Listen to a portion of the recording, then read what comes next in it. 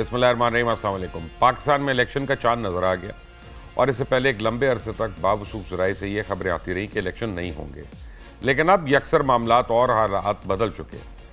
एक तरफ तहरीक इंसाफ की मकबूलियत से लड़ना है, दूसरी तरफ मुआशी हालात से। पीपल्स पार्टी और नून लीग इलेक्शन के लिए तैयार हो चुके हैं, लेकिन निगरान हुकूमत के इंतखाब में अभी शकूक है कि कहीं ऐसा कोई मुआशी माहिर ही ना आ जाए जिसे इंतखाबात में कोई दिलचस्पी ना हो और उनकी तैयारियाँ धरी की धरी रह जाए। यही वजह है कि पीपल्स पार्टी के रहनुमा मुसलसल बयानात दे रहे हैं कि इंतखाबात में किसी किस्म की ताख़ीर बर्दाश्त नहीं होगी। बरसात के मौसम में नई सियासी जमातें इस तरह नमूदार हो रही हैं जैसे पौधों से फल या फूल नमूदार होते हैं। दिन में एक पार्टी का सुनते हैं, रात को दूसरी। यहाँ तक कि जिनकी पहली ही जमात है वो भी दोबारा जमात बनाने की बातें कर रहे हैं। पीपल्स पार्टी पंजाब के अलावा अपनी तैयारी मुकम्मल कर चुकी है। पंजाब से 1.5 दर्जन सीटें उन्हें तकरीबन इक़्तिदार पे फाइज कर सकती हैं, लेकिन अब चीज़ें बदल रही हैं। कहा जा रहा है इस वक्त सिविल मिलिट्री ताल्लुकात बहुत अच्छे हैं और शहबाज शरीफ दोबारा वज़ीर आज़म बनने के लिए मोस्ट फेवरेट करार दिए जा रहे हैं, लेकिन नून लीग के अंदरूनी इख्तलाफात की वजह से बाजी पलट सकती है। मरियम नवाज़ अपनी ख्वाहिशात की मरहून मिन्नत नवाज़ शरीफ को चौथी बार वज़ीर आज़म बनने के लिए उकसा रही हैं, लेकिन शायद ये मुमकिन ना हो। पंजाब में Tehreek Insaf, Noon league, Qaf league, Istehkam Pakistan party, people's party, Qaf league, आज़ाद उम्मीदवार ये मैदान में उतरेंगे।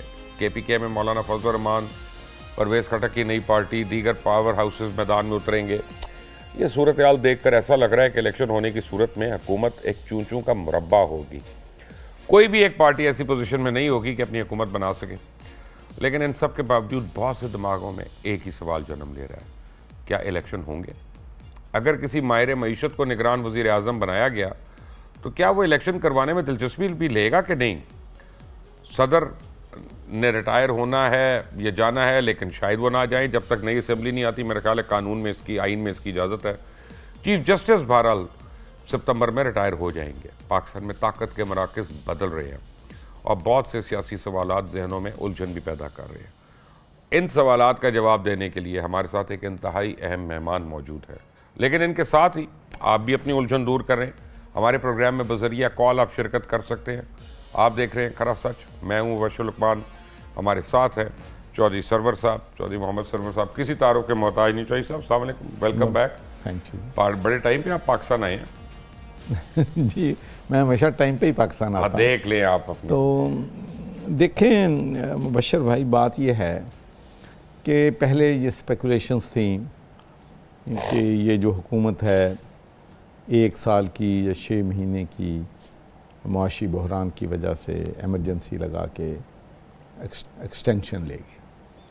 तो हमारे उस वक्त भी तहफ़्फ़ुज़ात थे और मैंने तो बारहा प्रोग्राम में कहा कि ये जो सिचुएशन है एमरजेंसी वाली नहीं है और ये जो आप इंतखाब जो है इसको अगर एक्सटेंशन लेंगे तो आवाम इसको कबूल नहीं करेंगे और इसके पाकिस्तान में भी और बाहर भी मनफी असरात मुरतब होंगे। तो ये बड़ी खुश आइंद बात है। मैं समझता हूँ कि एक ही काम अच्छा किया है PDM ने कि ये अपने घर जा रहे हैं और उसके बाद जाहिर है कि केयर टेकर गवर्नमेंट ने आना है और केयर टेकर गवर्नमेंट ने इलेक्शन करवाने हैं। तो अभी पता चलेगा, अभी अनसर्टेनिटी फिर वही है।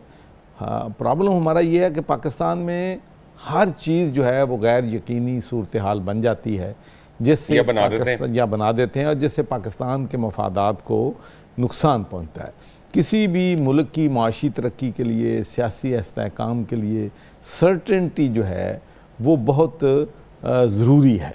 गैर यकीनी की सूरत हाल से कौमों को, मुल्क को, अदारों को नुकसान पहुंचता है।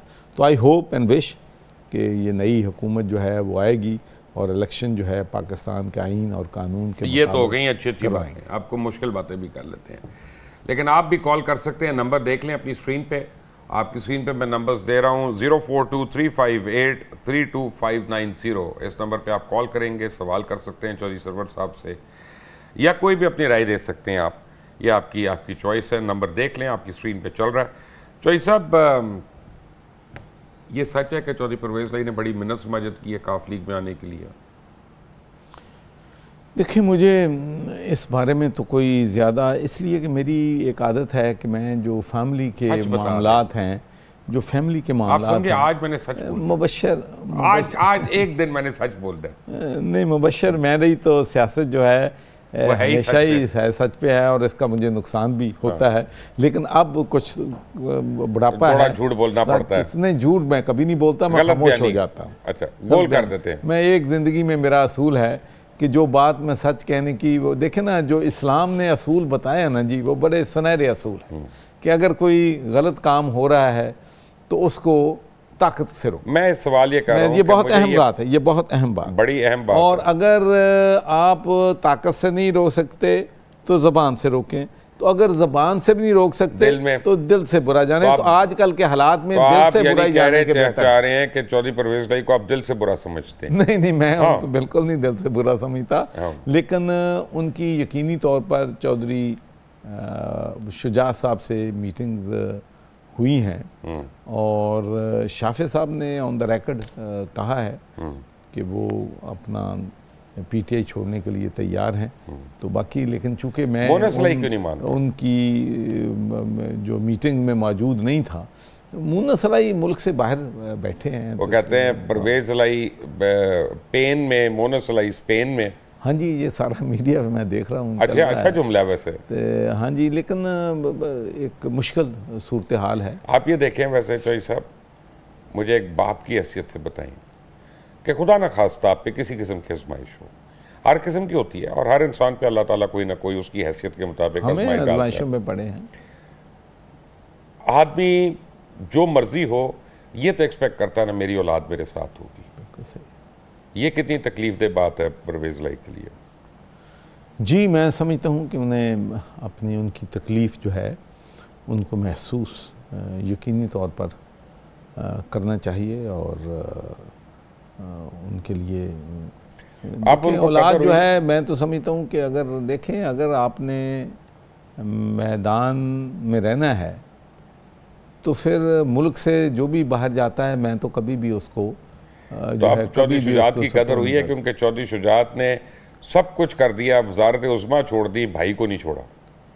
नहीं, चौधरी शुजात बहुत प्यार नफीस इंसान है। मैं कहता हूँ कि आप अंदाज़ा नहीं कर सकते। मुझे पता है, मैं परवेज अलाई से, मैं जानता हूँ, और अपने ख़ानदान के लोगों से कितना प्यार करता है। और परवेज अलाई को अब उनमें और अपने बेटे में फ़र्क नज़र आया होगा। ये तो अवाम को जज करना है, आपको जज करना है। अवाम हमारे साथ है, मुनीर साहब हमारे साथ हैं बावलपुर से।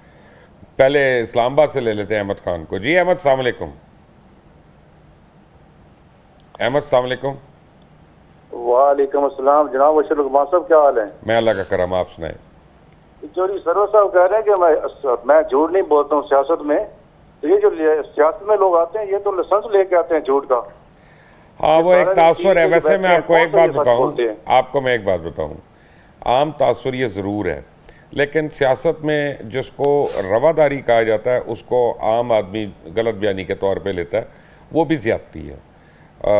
वो भी ज़्यादती है। हर सियासतदान हर वक्त झूठ नहीं बोल रहा। मेरा ख्याल है इस बात को एक्सप्लेन करना बहुत ज़रूरी है कि बरतानिया की पॉलिटिक्स में, यूरोप की पॉलिटिक्स में कोई बंदा जिसके बारे में ये पता चल जाए कि लायर है, वो पॉलिटिक्स में सर्वाइव ही नहीं करता।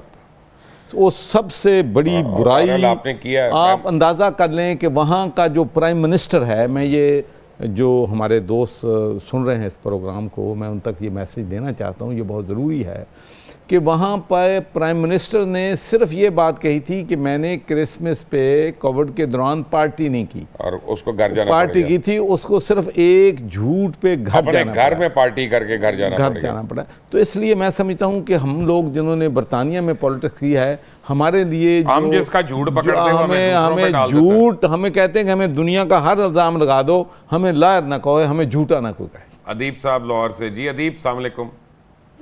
वालेकुम अस्सलाम सर, क्या हाल है? मैं अल्लाह का शुक्र, आप सुनाए, खैरियत से हैं?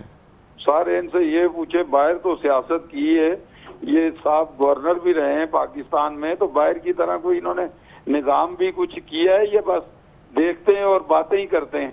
गवर्नर जी नहीं, मैं अभी बड़ा काम किया है। नहीं मैं भाई, बड़ा अच्छा आपने भाई सवाल किया है, ये करना भी चाहिए। ये को हमारे जानने वाले तो नहीं है, लेकिन मैं पूछ रहा हूँ। हमारे भाई हैं, सारे हमारे भाई, सारे आपके भाई, और मैं तो जो सवाल करते हैं मैं तो उससे पता चल जाता है भाई। नहीं, भाई हमारे। देखें भाई, बात ये है कि सबसे बड़ा जो काम है वो एज ए गवर्नर चांसलर है, जो कि तमाम यूनिवर्सिटीज़ का चांसलर होता है। और ये मैं चैलेंज करता हूँ पाकिस्तान में कि पंजाब की तारीख में पहली दफ़ा हुआ है कि किसी चांसलर ने तमाम वाइस चांसलर जो हैं मेरिट पे लगाए हैं। मुझसे पहले ये होता था कि 5 लोगों की लिस्ट आ जाती थी, उनमें से एक को चीफ मिनिस्टर साहब पिक कर लेते, और उसका नतीजा ये हुआ है कि आज से 5 साल पहले पंजाब की एक भी यूनिवर्सिटी दुनिया की 500 टॉप रैंकिंग में नहीं थी। अब आप पंजाब की 10 यूनिवर्सिटियां जो हैं वो दुनिया की 5 टॉप 500 यूनिवर्सिटी शामिल है। उसकी बुनियादी वजह ये, एक मिनट मुझे, उसकी बुनियादी वजह यह है कि मैंने वाइस चांसलर जो हैं वो मेरिट पे लगाए थे। फिर उसके साथ साथ ही तरबियत के लिए, बच्चों के लिए मैंने पहली दफ़ा पाकिस्तान में तमाम यूनिवर्सिटीज़ में कुरान पाक जो है तर्जमे के साथ जो है वो लाजम करा दिया। उसके अलावा पीने के साफ पानी जो है, पंजाब आब पाक अथॉरिटी, मैंने 1.5 करोड़ पंजाब के लोगों को पीने का साफ पानी दिया है। और कोविड-19 के दौरान एज ए गवर्नर इस सिविल सोसाइटी की सबसे बड़ी चार्टी जो है वो हुई है, 20 लाख से ज़्यादा लोगों को हमने राशन पैक पहुंचाए। और तमाम कोविड-19 के दौरान अल्लाह के फजल व करम से एक छुट्टी नहीं ली, फ्रंट लाइन पे लोगों की मदद जो है वो की। अपना हारून साहब हैं। हारून, अस्सलाम वालेकुम। वालेकुम सलाम जी, मुबशर भाई क्या हाल है? मैं अल्लाह का शुक्र, आप सुनाइए। आप ठीक हैं सर? चोई साहब का क्या हाल है? चोई साहब ठीक हैं? और चोई साहब फिट लग रहे हैं, ये अभी दुबई से होके आए हैं, एक हफ्ता गुजार के अशाश बशाश हुए हैं और अपना कोई धर्म शर्म भी आए हैं कि हमें बस खुद ही आ गए हैं। फिर तो उनको दुबई प्लान का पता होगा। दुबई प्लान, हाँ मैं भाई दुबई प्लान की किसी मीटिंग में शामिल नहीं था ना। नहीं, लेकिन पता तो होगा ना। पता तो मुबशर तुम्हारी। जी हारून जी, सॉरी आपकी बात खत्म नहीं हुई। अच्छा चोई साहब, मैं ये पूछना चाह रहा था आपसे, आप बड़े बुजुर्ग सियासतदान हैं, आप पहले नून लीग पीटीआई से, आप नून लीग से पीटीआई में आए, अब आप काफ लीग में आ गए हैं। तो चोई साहब, ये हम एक ही बार सही डिसीजन क्यों नहीं लेते हमारे सियासतदान, कभी इस पार्टी कभी उस पार्टी? खुदाया पाकिस्तानी अवाम का सोचे सारे मिलके, यकीन माने गरीब बंदा पिस गया है, सफेद पोश बंदा। चोई साहब सही कह रहे हैं, इनको किरदार अदा करना चाहिए, सब पॉलिटिशियन को बिठा के यार पाकिस्तान का सोचे, हम पाकिस्तान का कोई नहीं सोच रहा। हारून साहब, आपने बहुत खूबसूरत बात की है। मैं आपको दो बातें आपकी मैं दाद देना चाहूँगा। आपने जितने अच्छे अल्फाज में जितनी खूबसूरत और जामे बात की है। जी, बहुत ज़बरदस्त आपने सवाल किया। एक तो ये आपने कहा कि कोई पाकिस्तान का नहीं सोचता, तो इस बारे में मैं आपसे ये कहना चाहता हूँ कि मैं पिछले 10 साल से पाकिस्तान में हूँ, सर्वर फाउंडेशन के ज़रिए, दूसरी ऑर्गेनाइजेशन के ज़रिए, फ्लड 2022 कोविड में अरबों रुपए का चार्टी काम जो है किया है। लेकिन दो पार्टी की तरफ भी आते, पार्टी वाली दोनों पे आते, नहीं उन्होंने दोनों का जवाब देता हूँ। 2 बातें उन्होंने की, एक है कि पाकिस्तान का कोई नहीं सोचता, और मैं 2013 में सिंगल हैंडेड यूरोप से जाके, यूरोपियन यूनियन से पाकिस्तान के लिए GSP प्लस लेके आया हूं, जिससे पाकिस्तान की मैशियत को $20 बिलियन का फायदा। अब वो कह रहे हैं कि पार्टियां क्यों तब्दील हो? नहीं, वो पार्टियों को भी छोड़ दें। वो कह रहे हैं कि सारे सियासतदान एक दफा मिलकर इस मुल्क के लिए अच्छा प्लान क्यों नहीं बनाते? इसलिए कि हमारे जो सियासतदान हैं वो अपने ज़ाती मफादात को, अपनी पार्टी के मफादात को, अपनी करप्शन, किकबैक्स और ये जो है कमीशन, तो सारे काम जब इस पे चलते हैं, मुबशर मैं आपको बताऊं, करप्शन इस मुल्क में कैंसर बन चुकी है। बिल्कुल है। मैं 2 दफ़ा गवर्नर रहा हूं। मैं आपको बताऊं कि जब ये डेवलपमेंट फंड जो MNA MPs को मिलते हैं, मैं सबका नहीं कहता, लेकिन अक्सर जो है उनका 15% शेयर जो है लोग अपनी जेबों में डालते हैं। अब तो हालत ये हो गई है कि जो इंफ्रास्ट्रक्चर पे खर्च होता है, सड़कें बनती हैं, पुल बनते हैं, आधे पैसे लोगों की जेबों में जाते हैं। लेकिन मुबशर, मैं अल्लाह के फजल व करम से अल्लाह को हाज़िर नाज़िर जान कहता हूँ कि मुझे बताएं कि 5.5 साल में गवर्नर रहा हूँ। मैंने नून को छोड़ा है जब वो पावर में थे, मैंने इमरान खान को छोड़ा है जब मैं पावर में था। मुझे बताया कि 1 रुपए की करप्शन का मुझ पर लगाए कोई इल्ज़ाम, मैं चैलेंज करता हूँ। जी अस्सलाम वालेकुम। अस्सलाम वालेकुम। वालेकुम सलाम। सर पहले तो मैं आपको सलाम करता हूँ, सल्यूट करता हूँ। मुबशर भाई, आप किंग हैं हमारे मीडिया के। Thank you sir, thank you. Sir हम आपने हमेशा सच पे बात की है और खरा सच करते हैं, हम बहुत बड़े फैन हैं। थैंक यू वकार। गुजारिश करना चाह रहा हूँ चौधरी सरवर साहब से, अगर माइंड ना करेंगे तो अब बताएं तो किसी सर तलक बात करना चाह रहा हूँ। यार तलक बात भी अच्छे अल्फाज में हो सकती है। ठीक सर, मैं बिल्कुल बोले सर, मैं गुजारिश करना चाह रहा हूँ कि हमारे साबिक गवर्नर साहब जो इधर बैठ के भाषण दे रहे हैं, इनको पूछें कि ये जो वफाक ने फेडरल ने मुबशर भाई 35% रनिंग बेसिस पे तनख्वाहें बढ़ाई हैं, ठीक है, इनका एक इनकी पार्टी का आज बयान नहीं आया। इधर बैठ के भाई ये बातें करते हैं, ये काफ लीग में है, ये कोलिशन में है फेडरल गवर्नमेंट में, इनको पंजाब गवर्नमेंट के मुलाजमों का ख्याल नहीं है। जी बहुत ठीक है, थैंक यू। मैं पहले मेरा ख्याल है कि मैं आपकी इन्फॉर्मेशन जो है वो करेक्ट करना चाहता हूँ कि जो बिल्कुल ये पंजाब हुकूमत की ज़्यादती है, तनख्वाहें जो हैं या जो इनकी रिटायरमेंट पे जो इनको बोनस मिलता था वो इन्होंने सिर्फ बाकी सारी सूबाई हुकूमतें दे रही हैं। तो मैं सबसे पहला शख्स था जिसने डिमांड किया था कि इनको पूरे हकूक जो हैं दूसरे सूबों में मिले दिए जाएं। और उसके साथ साथ मैं आपको ये भी कहना चाहता हूं कि इस्लामाबाद में काफ लीग का रिप्रेजेंटेटिव आपके जो वहाँ पर जलसा हुआ था, आपका जो प्रोटेस्ट था, सिर्फ एक पार्टी का रिप्रेजेंटेटिव मेरे बहा पे वहाँ पर मौजूद था, वो हमारी पार्टी का था। आज मेरे ख्याल में बढ़ा दी है मोहसिन नकवी साहब ने, आज उन्होंने रिवाइज कर दी। मैं अभी को आने से पहले मैं टेकस देख रहा था और कोई ऐसी बात नहीं, लेकिन प्रॉब्लम पता है क्या, लोग पिस चुके हैं बिल्कुल। लोगों से ना बिजली का बिल आज हर एक की बात बर्दाश्त करें, चाहे तल्ख हो चाहे ये हो, उसकी वजह है कि बिजली का बिल दें तो घर का किराया नहीं, घर का किराया दें तो माँ का इलाज नहीं, माँ का इलाज करा लें तो बच्चों की फीसें नहीं, वो लोग कितने जान जी। मैं समझता हूँ कि महंगाई ने मुबशर लोगों की कमर तोड़ दी है और ये जो हमारा प्रोटोकॉल्स हैं, जो हमारे बादशाही अखराजात हैं, देखें यार, आप देख लें कि हमारा DPO देख लें 15 एकड़ के घर में रहता है, DC रहता है, बरतानिया का प्राइम मिनिस्टर जो है वो 4 कनाल के घर में रहता है। वालेकुम सलाम जनाब अली। मेरे भाई, मेरे अपना सबसे मेन जो चीज ये मैं कहना चाहता हूँ, ये जितने ही अपना ये कौमी असम्बली के, सूबाई असम्बली के ये जो लोग हैं, ये 5-5 करोड़ रुपया जमा करवाएं। जिस वक्त ये पाकिस्तान के हालात हैं तो ये सब इन्होंने यहीं से कमाया हुआ है। यार आप तो इनके पीछे भाई पड़ गए। 5 करोड़ तो उनकी पॉकेट मनी होती है, ज्यादा कहें कुछ भी है, कुछ ना कुछ तो चलो किसी गरीब के काम आ जाएगा। सही कह रहे हैं, सही कह रहे हैं आप। Nazir thank you very much. कोई और बात करनी है कि यही बात है? यही बात है भाई मेरे, ये जितने भी लीडर। Thank you. असल में नाज़िर भाई ने बात दबे अल्फाज में की और ये सही की है कि ये तो जायज़ है ना। अभी मैं जब आ रहा था ना प्रोग्राम से पहले, तो आपने देखा था मैं, हमारे एक रिपोर्टर है वागा साहब, मैं उनके साथ बैठा हुआ था और वो मुझे ब्रीफ कर रहे थे कि FBI और कस्टम में अरबों रुपए की करप्शन रोज़ कैसे हो हर जगह, ठीक है ना।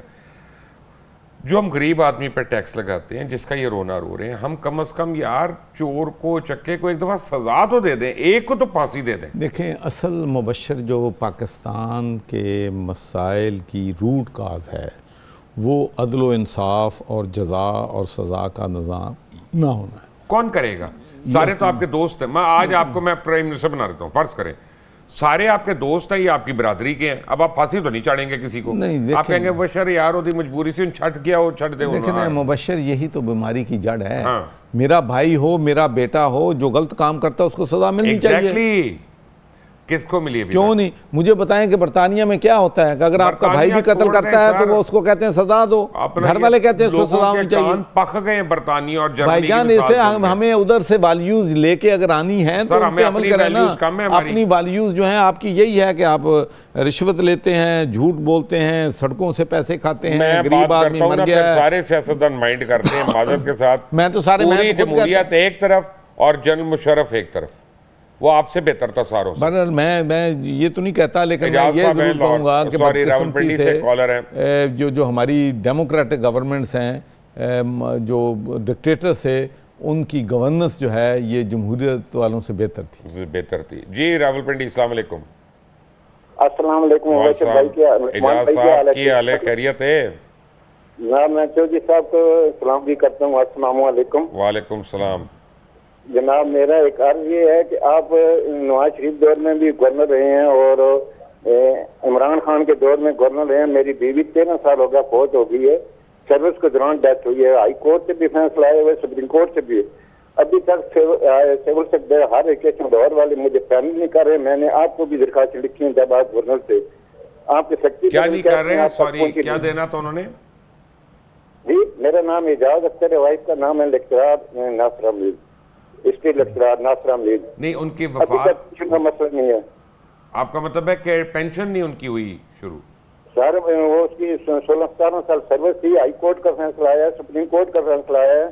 8 कॉलेज ये 1998 में बने थे। ये जनाब लंदन में MPA रह कर आए हैं, उनको पता है कि इस मुल्क का कोई कानून ही नहीं है, गरीबों का कोई हक ही नहीं है। अमीरों का कोई खून जाए तो फौरन कर देते हैं। अभी हायर एजुकेशन वाले मेरी बात ही नहीं मान रहे हैं। अभी कोर्ट से फैसला है, अभी भी मेरा केस वहाँ हायर एजुकेशन में पड़ा हुआ है। सेक्रेटरी जवेद साहब है, उनको पता है मेरा केस का।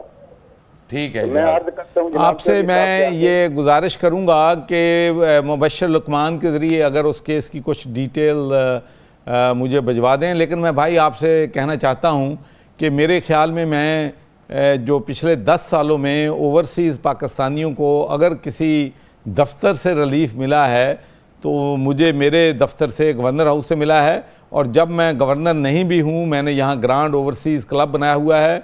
यहाँ पर हमारे पेड स्टाफ है, जो भी ओवरसीज़ वॉक इन करता है, टेलीफोन करता है, ईमेल करता है, हम उनके केसेस को पूरे अच्छे तरीके से परस्यू करते हैं और किसी से कोई फीस नहीं लेते। 13 साल से एक आदमी अपना दर बदर ठोकरें 20-20 साल से खा रहे हैं लोग यार, 20-20 साल से। जरूरत नहीं होनी चाहिए। लेकिन मुबश्शिर मैं आपको एक बात बता दूँ, जब मैं 2013 में गवर्नर बना तो उस वक्त गवर्नर के पास बहुत सी अपीलें आती हैं। पिछले 10 साल के केस पेंडिंग थे और मैंने 6 महीनों में तमाम केसेस जो हैं उनको भुगताया और मेरे कोर्ट में कोई केस जो है 6 से महीने से ज़्यादा नहीं था। तो मेहनत करनी पड़ती है, फैसले किए हैं मैंने, धड़ाधड़ किए हैं। मुझे दुख हो रहा है उनकी बात, बहुत तकलीफ। ये नहीं, ये कोई बात है जिस पे आदमी को कंप्लेंट करनी पड़े, कोर्ट तक जाना पड़े, हाई कोर्ट या supreme court. Very sad, very sad. बड़े पता नहीं कितनी दुनिया भाई धक्के खा रही है यहाँ पर। अब तो आपको अंदाज़ा नहीं है कि अब तो हमारी यूनिवर्सिटी से बच्चियाँ जब रक्षा लेके जाती हैं तो वो अपने आप को सेफ़ नहीं फील करती। कयूम साहब 6 साल के बच्चे, हमारे बच्चियाँ जो हैं वो फील सेफ नहीं करते। हमारा तो टोटल लॉ ऑफ दी जंगल है और यहाँ कोई गरीब आदमी को, सिटीज़न को प्रोटेक्शन जो है वो ज़ीरो है। कयूम भाई अस्सलाम वालेकुम। वालेकुम अस्सलाम। जी भाई, बात ऐसे है कि हम लोग, मेरा कहने का मतलब ये था कि हम लोग केस बना देते हैं, अपोजिशन बैठे हुए लोग वो उस वक्त क्या करते हैं, यानी कि जैसे कि पीटी का ही दौर आया और नून लीग या पीपल पार्टी, ये दूसरे लोग अपोजिशन में थे, दूसरे यानी कि ये करप्शन के केस बनते हैं, वो उस वक्त कहाँ होते हैं? ये उस वक्त क्यों नहीं निकालते, वो उस वक्त क्यों नहीं करते? बस यही मेरा सवाल है। ठीक है, बात यह है कि जब आप लोग अपोजिशन में होते हैं तो आपके ऊपर केस बन जाते हैं, जब आप लोग हुकूमत में आते हैं आपके केस खत्म हो जाते हैं, दूसरों पे केस बन जाते हैं। ये म्यूजिकल चेयर कब तक खेलनी है आप लोगों ने? ये पाकिस्तान में शुरू से चलता आ रहा है। हालांकि तो फिर इंसाफ के लिए होना तो ये चाहिए कि अकाउंटेबिलिटी उस वक्त हो जब आप इक़्तिदार में हैं। बरतानिया की मिसाल मत दें। नहीं, मैं तो क्या दूं मैं साल वहाँ कोई एक जो वहाँ की। मैं आपको एक बात कहना चाहता हूँ मुबश्शिर, इमरान खान साहब सारी जो हैं यूरोप की हमेशा मसाले देते हैं कि यूरोप में रहा हूँ, यूरोप की वैल्यूज़ ये हैं, वहाँ पर मैंने ये देखा है। अगर यूरोप की वैल्यूज़ के 20% की बातों पे अमल हो जाता तो ये मुल्क भी कहाँ से कहाँ पहुँच जाता और हुकूमत आज भी हमारी होती, अगले 10 साल भी पीटीए की। वाज़त के साथ आप लोगों ने अभी भी नहीं करना, बशमूल पाकिस्तान मुस्लिम लीग काफ के कोई आपकी सियासी जमात आ जाए उसमें इतना हौसला ही नहीं कि वो मुश्किल फैसले कर लें? देखें, मुश्किल फ़ैसले जो सबसे ज़्यादा मुश्किल फ़ैसले करने वाले हैं मुबशर, वो तो ये हैं कि आप गरीब मुल्क हैं, आप $3 बिलियन मिलता है तो आप सेलिब्रेट करते हैं कि हमें मिल गया है, और उधार है, और जो पैसे आपको $30 बिलियन भेजते हैं उनकी आप बात जो है वो नहीं पूछते हैं। ओवरसीज़ अगर आप ओवरसीज़ पाकिस्तानियों को यहाँ प्रोटेक्शन दे दें, उनको अच्छी इन्वायरमेंट दे दें, तो हमें IMF और किसी के पास पाकिस्तानियों को प्रोटेक्शन दे दें यार, वो भी दे दें। जी कॉलर, अस्सलाम वालेकुम। जी वालेकुम अस्सलाम जनाब। जी मैं हफीज भाई बात कर रहा हूं। हफीज भाई बोलिए। जी सर, बीइंग ए मुस्लिम मैं पूछना चाहता हूँ चौधरी मोहम्मद सरवर साहब से, मैं ये पूछना चाह रहा हूँ कि बीइंग ए मुस्लिम इन्होंने हमारे दीन के लिए क्या किया है? आए दिन कभी फ्रांस में, कभी कहाँ पर हमारे कुरान मजीद को जलाया जाता है, और कभी रसूल पाक सल्लल्लाहु अलैहि वसल्लम के मतलब खाके शाया होते हैं और इस्लाम की बेहुरमती होती है। जी बहुत अच्छा। वैसे मैं हफीज़, आप लाइन पे रहे मेरे साथ, आपको एक बार बात बताऊं, ये जो मज़हब है ना, ये अल्लाह का मज़हब है। कोई माइका लाल खुदा ना खास्ता इसकी बेहुरमती नहीं कर सकता, कोई माइका लाल। वो अल्लाह ताला का निज़ाम ऐसा है कि फिर उसको वो कुत्ते की मौत उसको देता है जो जसारत करे ऐसी बात की। ये खालिक के कायनात का दिया हुआ मज़हब है और कोड है हमारे। हम इसके लिए अल्फाज का चुनाव सही है, सॉरी हफीज़, क्योंकि बच्चों की जितना है मेरी हफीज़, इसके लिए अल्फाज का चुनाव, मुझे तमाम उलमाए दीन से भी इस बात पे इख्तलाफ है जब वो इस तरह के अल्फाज इस्तेमाल करते हैं। मैं बस आप क्वेश्चन है जी, मैं आपको एक मिनट क्वेश्चन जी, मैं ये पूछना चाह रहा हूँ कि देखिए TLP एक वाहिद ऐसी जमात है जो सड़कों पे दीन इस्लाम की खातिर निकलती है, लेकिन उसको टेलीविजन पे क्यों नहीं नशर किया जा रहा, इसकी क्या वजह है? TLP को ओके, इसका तो मैं जवाब दे देता हूँ। TLP को तो हमने बहुत नशर किया, मैंने किया और सोशल मीडिया पे भी किया है, और इस PNN के ऊपर किया है जब उनका लॉन्ग मार्च हो रहा था और पैमरा ने मना कर दिया था कि उनका जिक्र नहीं होना, हमने तब भी किया और बड़ी सोबतों के बाद किया, तो वो सही नहीं। पहली बात मैं 2-3 चीज़ें उठाई हैं। एक तो TLP के हवाले से सबको मालूम होना चाहिए कि TLP के जब मुज़ाकरात हुए थे तो उन मुज़ाकरात में मैंने उनको लीड किया था, और मैं आपको ये बात बिल्कुल यकीन से कहता हूँ कि दे वर वेरी रीज़नेबल। कोई ऐसी बात उन्होंने वहाँ पर नहीं की जो अनरीज़नेबल थी। और मैंने उनसे पूछा, मैंने उनसे कहा कि भाई किसी मुल्क के एम्बेसडर को यहाँ निकालेंगे तो पूरे एम्बेसडर यूरोप के चले जाएंगे, GSP प्लस है हमारे लिए लेकिन वो उन्होंने कहा कि भाई ये हमें लिख के दिया हुकूमत ने, दस्तखत किए, हमने निकालेंगे, तो सच बोलते। और दूसरी बात जो है, तहरीके लब्बैक के जब पाबंदी लगाई गई तो मैंने उसकी गवर्नर होते हुए भी मुखालफत की थी। मैंने कहा बिल्कुल मैं तहरीके लब्बैक के पाबंदी, आप देखें कितने उनके लोग शहीद हुए और तीसरी बात कि मैंने क्या किया है, जब सुलेमान रुश्दी की किताब शाये हुई थी तो मैंने वहाँ पर कैंपेन जो है लीड की थी, और बरतानिया में कानून पास हुआ इंसाइट टू हेट्रेड। अगर मज़हब की बुनियाद पे या किसी बुनियाद पे किसी को कोई करे तो वहाँ पर उसको सज़ा दी जाती है। तो मैं समझता हूँ कि एक हमें जो है बैनुल अक़वामी तरीके से लॉ होना चाहिए कि देखिए 1.4 बिलियन लोगों के जज्बात को जो मजरू करे, वो जमहूरियत क्या है, वो फ्रीडम ऑफ एक्सप्रेशन क्या है। तो ये चीज़ें हमने बरतानिया की पार्लियामेंट में भी उठाई हैं, यूरोपियन पार्लियामेंट में उठाई हैं, और दुनिया के हर प्लेटफार्म पे जब मैं बरतानिया का मेंबर पार्लियामेंट था तो मैंने ये चीज़ें, ये इशूज़ जो हैं वो उठाए हैं। जी कॉलर, अस्सलाम वालेकुम। अस्सलाम वालेकुम। वालेकुम सलाम। कैसे हैं? ठीक हैं जी नासिर भाई, ठीक हो? बिल्कुल, जल्दी बोलिएगा। अच्छा सर, मैंने ये अर्ज करनी थी आपसे कि एक बंदा जो आजकल हालात चल रहे हैं, 30,000 रुपये सैलरी है, 3 बच्चे हैं, किराए का घर है और 150 यूनिट है और 10,000 बिल आ जाता है, कोई बताएंगे कि कैसे इसको मैनेज करना है, कैसे गरीब बंदा चला सकता है जिसको जॉब भी नहीं है? मैं पागल हो जाता हूँ इस बात का सोचता हूँ। तो भाई ये बहुत आपका जो सवाल है ना, ये इनकी बात खत्म हो जाए नासिर भाई जी, सॉरी ना। इस हालात में यकीन करें बच्चों को पढ़ाना मुश्किल हो गया है, बच्चों के लिए दूध लाना मुश्किल हो गया है। आप बिलीव करें कि बच्चों के लिए कोई फल लेके आना घर में वो मुश्किल हो गया, ठीक है। लोन ये लेते हैं, IMF से कर्जा ये लेते हैं, ठीक है। हमें किसी की सजा है, हमें बताएं। हमने तो नहीं लोन लिया, हमारे बच्चों ने तो लोन नहीं लिया हुआ किसी से, या तो इन्होंने अभी $3 अरब लिए हैं या तो फिर हमें भी इसमें से थोड़े पैसे डिस्ट्रीब्यूट करें कि जी ये भी ले लें, ये लें, चाहे अपने बच्चों की फीसें जमा करवा लें, बिल जमा करवा लें, 50 रुपये यूनिट कर देते हैं, जो दिल करते हैं कर देते हैं। तो मेरा सवाल चौधरी सरवर साहब से ये है कि आपने भी कई पार्टियों के साथ आप रहे हैं, ठीक है, आगे वाले हम सारी जिंदगी क्या ऐसे कर्जे लेते रहेंगे? मुझे तो नहीं लगता कि हम अपने बच्चों को या अपने आप को या आने वाला मुस्तकबिल हमको अच्छा देख रहे हैं। मैं बड़ी माजर के साथ मैंने कॉल की है, मैं प्रोग्राम आपका देख रहा था, तो बड़ा यकीन कर मैं दिल टूटा इस चीज़ से कि 30,000 रुपये सैलरी बंदा लेता है, पेट्रोल देखना किधर चले गया, बिजली का बिल नहीं पता होता कि एक 150 यूनिट पे 10,000 बिल है, 15,000 बिल आ जाते हैं, खुराक नहीं है, घर में लेने के लिए दूध नहीं है, हर चीज़ को देखो चीज़ महंगी हो गई है। खुदारा कुछ ख्याल करें, आपकी मेहरबानी, हुकूमत को समझाएं। नासिर साहब, मैं आपकी बात से 100 नहीं 1000% मुत्तफिक हूँ और इसका मैं जवाब लूँगा चौधरी साहब से, लेकिन एक छोटी सी ब्रेक, टेक अ ब्रेक।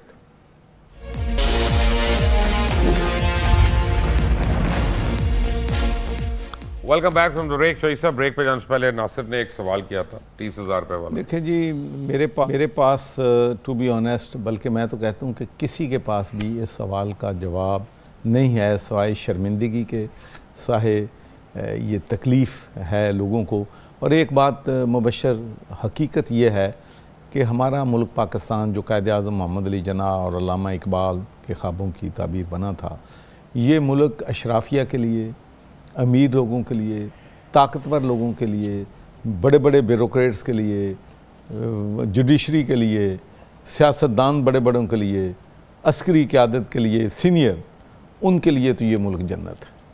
लेकिन 95% अवाम के लिए इन हुक्मरानों ने इसको जहन्नम बना दिया है।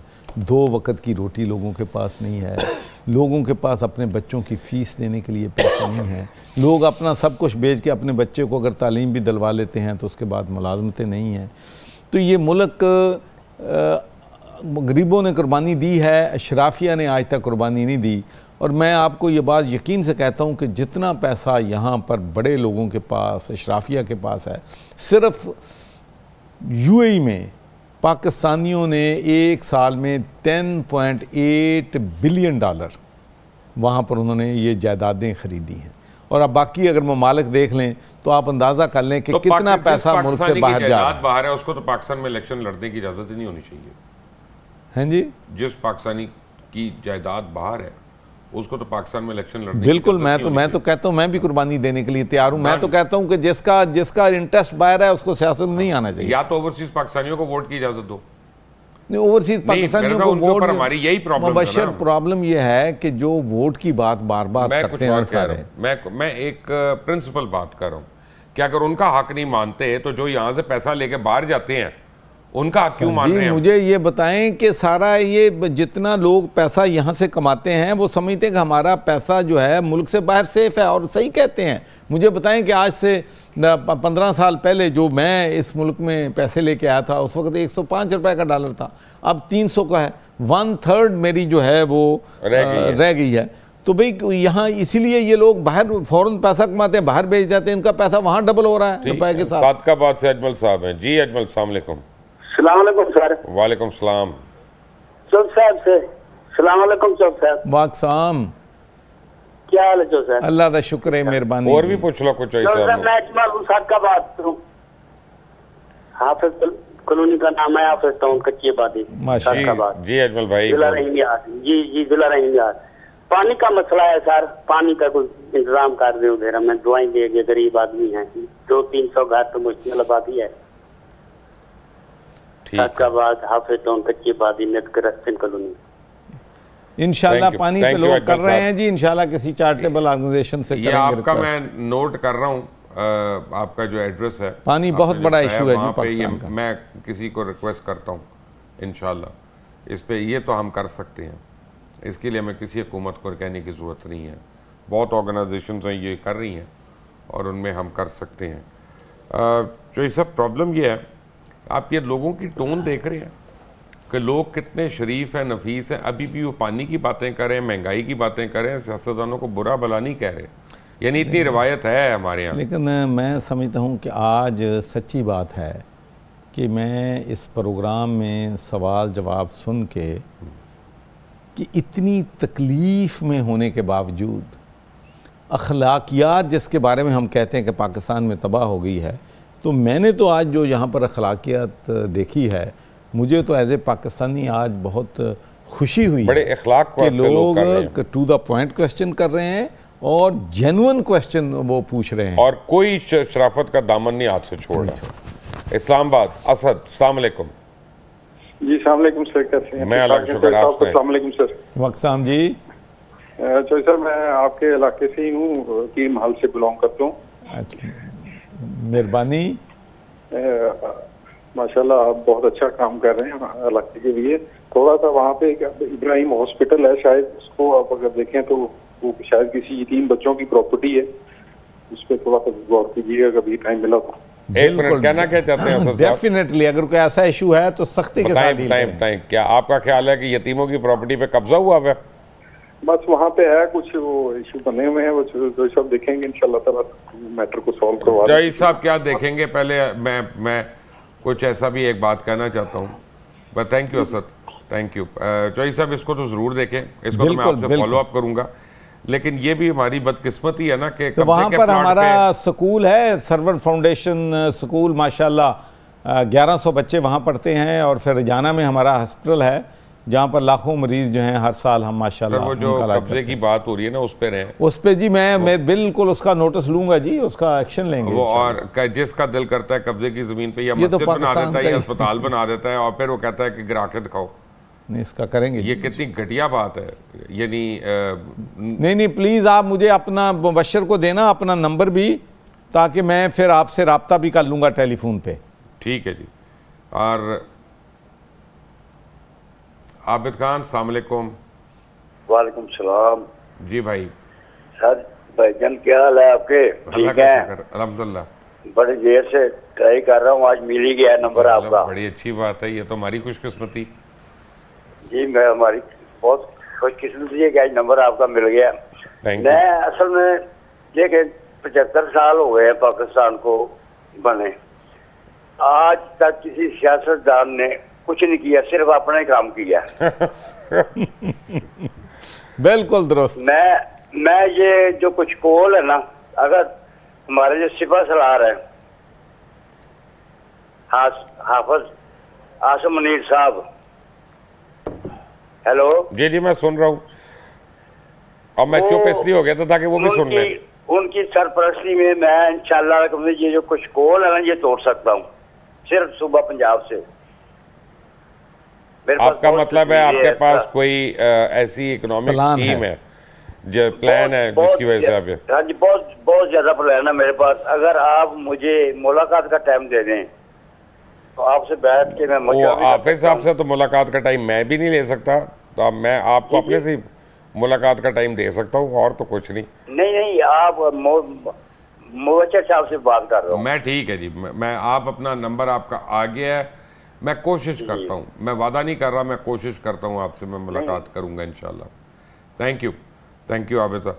एक्चुअली ये भी एक अच्छी बात है, हम उससे एग्री करें या डिसएग्री करें, लेकिन लोग सोच रहे हैं कि क्या क्या तरीका हो सकता है इसको निकालने का मुश्किल से।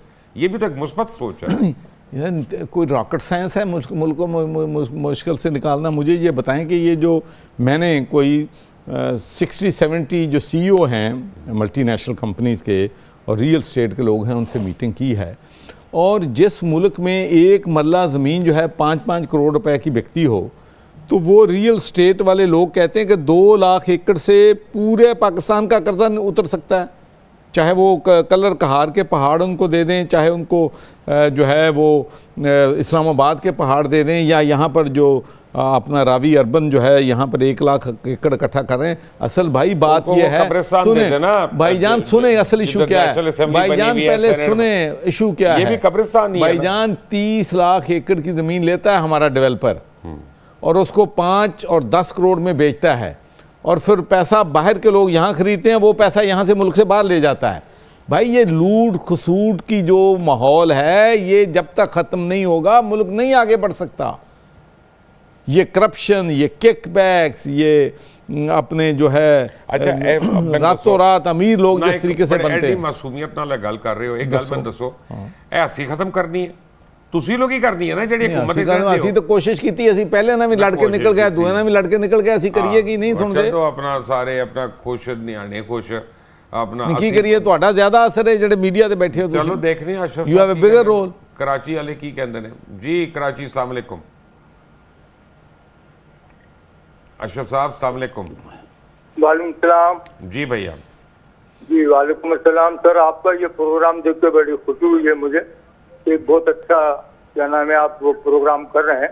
शुक्रिया सर। मेरी गुजारिश ये थी कि जो इंतखाबी इस्लाहात हो रही हैं उसमें कुछ चीज़ें ऐसी हैं कि जो अगर शामिल कर ली जाए तो बहुत बेहतर होगा, जो मेरे जहन में है। बताएं। जी मसलन ये है कि जब असेंबलियाँ बनती हैं या जब क्या नाम है हल्फनामा लिया जाता है उस वक्त से क्या नाम है फिर उनकी तनख्वाह स्टार्ट होनी चाहिए। बहुत से MNA, MPs और सेनेटर साल 2-2 साल नहीं आते और उसके बाद फिर उनकी पेमेंट जो है पुराने ही पिछले वक्त से कर दी जाती है। तो इसकी बात होनी चाहिए, खासतौर इनकी जमात असेंबली अटेंड करें और वहाँ से उनकी तनख्वाह स्टार्ट होनी चाहिए। सही कह रहे हैं, I agree. Thank you Ashraf भाई। बेसिकली जमहूरियत का एक ही फ़ायदा है, एक तो वक्त पे इलेक्शन होना, ट्रांसफ़र ऑफ पावर, लेकिन जो असल फ़ायदा है वो check and balance over everyone. असल में accountability, transparency, check and balance. एक मैं बात ज़रूर कहूँगा, चूँकि उन्होंने इलेक्टोरल रिफॉर्म्स की बात की है, मैं एब्सोल्युटली कन्विंस्ड हूँ इस बात पे। आजकल मैं चूँकि मिराज खालिद ट्रस्ट वहाँ पर माशाल्लाह जो बना के गए थे, वहाँ पर मैं कॉलेज भी, मेरी सरवर फाउंडेशन बना रही है, स्कूल भी बना रही है, हस्पताल भी बना रही है, तो मैं उनका मिराज नामा पढ़ रहा था। आप तो माशाल्लाह हयात हैं, नौजवान हैं, अपने नाम पे क्यों ट्रस्ट रख रहे हैं? अच्छा बात सुन, बड़े का नाम पे रख ले, सुन लो ना। हाँ। तो मिराज खालिद के नाम पे है वो। अच्छा। मिराज खालिद ट्रस्ट है, उसमें मिराज खालिद कॉलेज है। जो सर्वर ट्रस्ट आ गया नहीं, सर्वर फाउंडेशन पे पे कर रही है तो उसको कहो, वो भी नहीं मैं कहता हम पे कर रहे, ये भी नहीं कहता। अगर आपको ये बुरा महसूस हो रहा है तो नहीं, मैं वैसे ही कह रहा हूं, आप माशाल्लाह नौजवान हैं, यंग हैं। तो मैं जो बात कर रहा तो उन्होंने एक बड़ी खूबसूरत एडवोकेट की ये बात, उन्होंने मुतनासिब नुमाइंदगी के लिए उन्होंने जो है बड़ा इस मुल्क के मसाइल का हल जो है उसको करार दिया है, और उसके बहुत से बेनिफिट्स हैं। एक तो ये इलेक्टेबल की सियासत हमेशा ली की ख़त्म हो जाएगी। दूसरा, अब कोई बंदा इलेक्शन जिसके पास 15-20 करोड़ रुपया ना हो वो MNA और MP का इलेक्शन नहीं लड़ सकता। अगर लोग पार्टियों को वोट दें और पार्टियां अपनी जो हैं लोग अपने लें, इससे सारे एस्टेब्लिशमेंट फलां ठीक सारे रौले भी मुक जान दे और मुल्क में समझना कि सही सम्मत वाल टुर पेगा। और एक डिबेट हमें ज़रूर करनी चाहिए इस पर कि ये भी एक मुतनासिब नुमाइंदगी भी एक हमारा मुश्किलात जो है उसको हल करने में मदद कर सकती है। एक मैं आपको एक बात कहूँ, आप लोग एक दूसरे पे तो एतबार करते नहीं है, खुद सियासतदान, अवाम क्यों एतबार करे आप लोगों पे? दुनिया की कोई जमहूरियत नहीं जहाँ इंटरिम गवर्नमेंट लानी पड़े, वो अपना सिटिंग गवर्नमेंट इलेक्शन करा देती है और सबको कबूल होते हैं। आप लोग तो खुद एक दूसरे पे एतबार नहीं करते और आप अवाम को कहते हैं आप लोगों पे एतबार करें। नहीं, अवाम की भी मजबूरी है, एतबार वो भी नहीं करते। तुम सर्वे करवा लो तो 90% अवाम कहन दे कि असी सियासतदान तो कोई एतबार नहीं करते, लेकिन वो बेचारे वोट देन किनू? वो एक पासे देखो ना, मेरे वर्गा बंदा भी, मैं नून च आया, मेरा ख्याल सी क्या होएगा, ऐ होएगा, ऐ होएगा, ख्वाब सी एक नहीं पूरे हुए।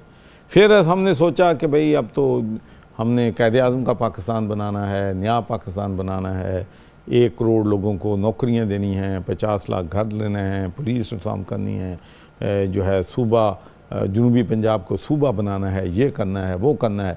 वो सारे ख्वाब, वो भी ख्वाब सारे टूट गए, कोई अमलन। अब आपने क्या करना है?